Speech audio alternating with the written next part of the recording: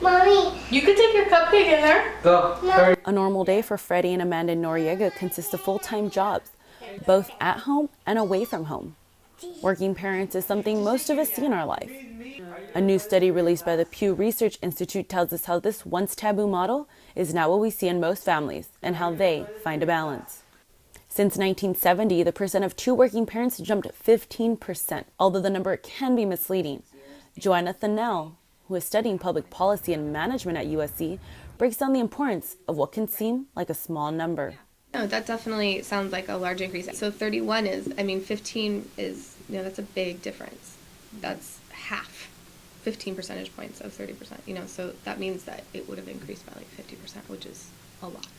It can sound small. She also brings up the fact that even though both parents believe there's an equal balance, mothers tend to feel they do more regardless. Women do more of like the daily stuff, and I think they said that in the study, and then men kind of do more of the longer term things. Well, when you're doing the daily stuff, you feel it every day.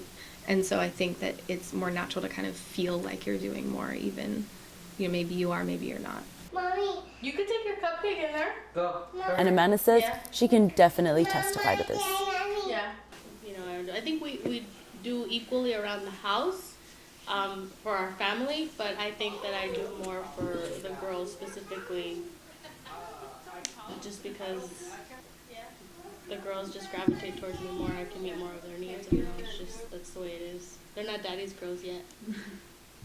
And Freddie agrees that during the week, Amanda is the one who takes over. I would say it's anywhere between 70-30, her doing 70, to 80-20, her doing 80.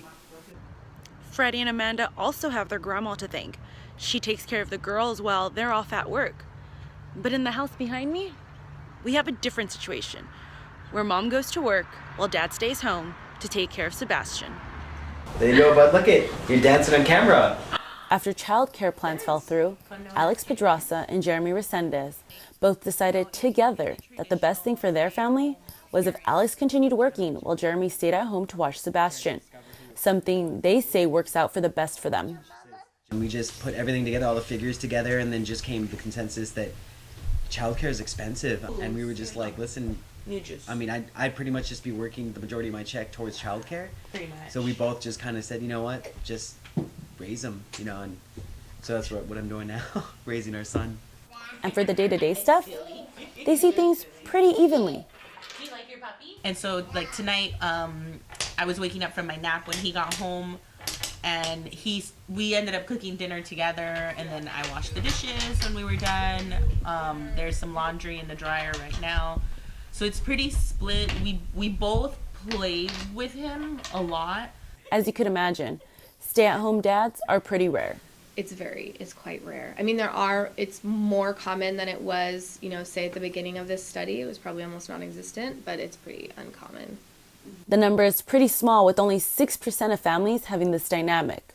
Although at times it can be hard to live off one person's salary, Alex and Jeremy make sure to work around it. We do okay, because we've anticipated all these different changes too. So I think considering that we're 2, 3, 4 with a dog, living on a teacher's salary, we're doing okay. Yo, bud, look it. You're dancing on camera.